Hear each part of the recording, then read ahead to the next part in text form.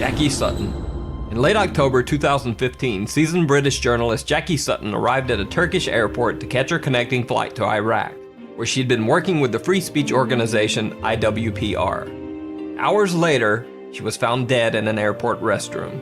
Reportedly, Jackie Sutton had committed suicide, hanging herself using one of her own shoelaces.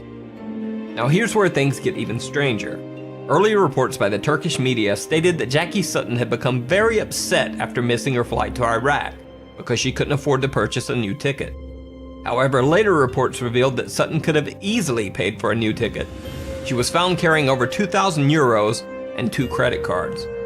Even more suspicious, another security camera clip taken shortly before Jackie Sutton's death shows her carrying what appears to be a shopping bag containing purchases made at the duty-free shop in the airport. Critics have argued that it seems highly unlikely that Jackie Sutton would suddenly decide to do a bit of shopping shortly before committing suicide. So is Jackie Sutton's death a suicide or something more sinister? Let me know what you think in the comments below.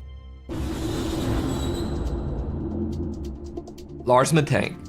Lars Mittank was a young German man who went on a holiday trip with friends to Varna, Bulgaria. While there, Mittank was involved in a fight with some other tourists and suffered a ruptured eardrum.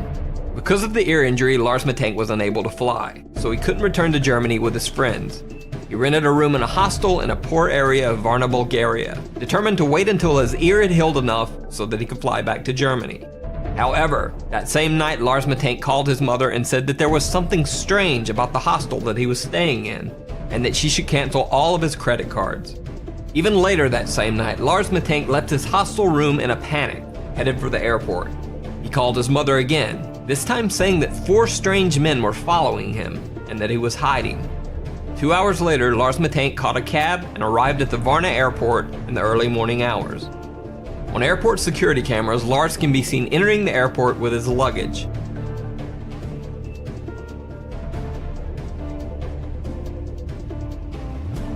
But minutes later, he is seen running from the airport in a panic, leaving his luggage behind.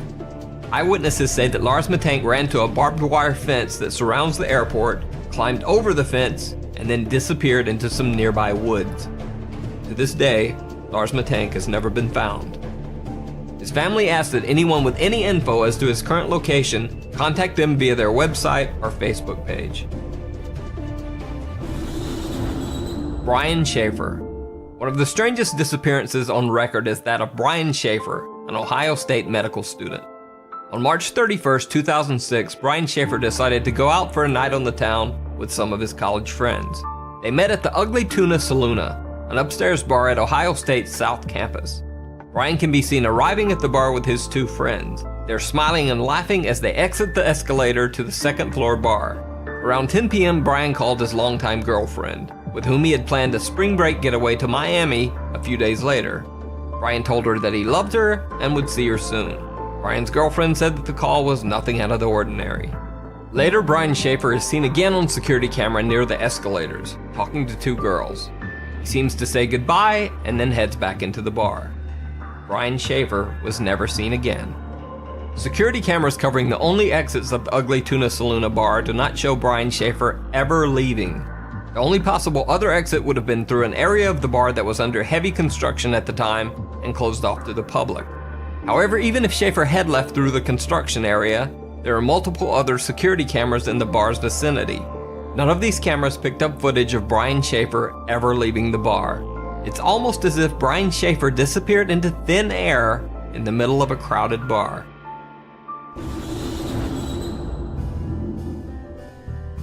Alan Gill. On the evening of February 23, 2014, Alan Gill took a strange trip through Cornwall, England. Captured by surveillance cameras, Gill spent his evening wandering the streets of several different cities for hours. He was seen in Wadebridge, then traveled by bus to Truro, then on to Newquay, then back to Perranporth. No one knows why Alan Gill took this strange trip, or what he was doing wandering the streets of 4 different cities all night. The next morning, the dead body of Alan Gill was found washed up on the shore of Perranporth Beach. Gill was naked except for 1 sock and 1 shoe. But the story gets even stranger. Alan Gill's other sock was found wadded up inside his mouth, wrapped in the cord of a pair of earbud-type headphones.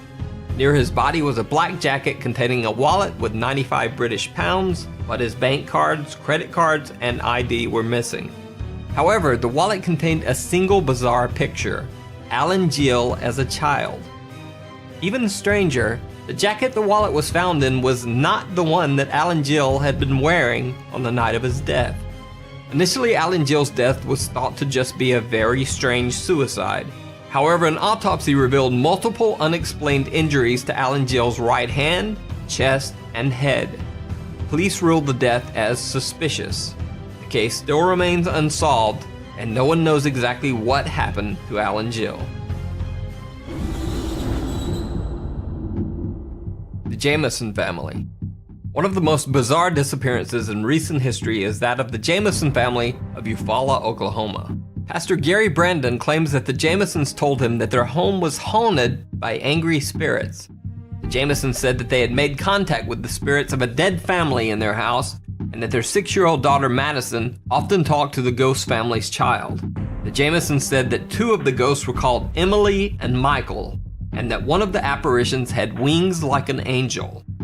Allegedly fearing for the safety of his family, Bobby Jamison had asked Pastor Brandon if there were quote-unquote special bullets that he could use to fight off the intruding spirits. Pastor Brandon also said that Jamison mentioned that he had obtained a quote-unquote satanic Bible in order to attempt to ward off the ghostly beings. On October 8, 2009, the Jamison family loaded their pickup truck for a trip. They can be seen on their own front yard security camera moving things from their house to their truck. Bizarrely, the family seems to be in some sort of daze or trance-like state, making dozens of trips back and forth from the house to the truck, but never talking to each other once. After loading the truck, the Jamisons pulled out of the driveway and were never seen alive again.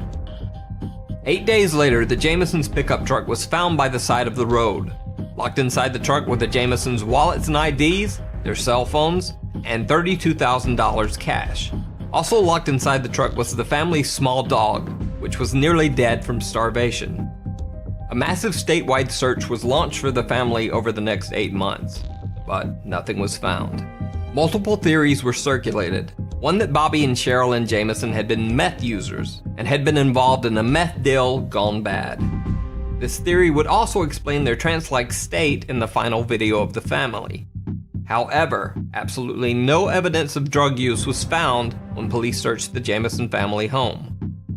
4 years after the Jamison family's disappearance, deer hunters stumbled across some skeletal remains in a remote area of the Eufaula Mountains, less than 3 miles from where the Jamisons' truck had been found.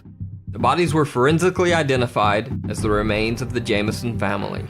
However, the bodies were so badly decomposed that no cause of death could be determined. The reason for the Jamison family's strange behavior and the cause of their death remains a mystery to this day.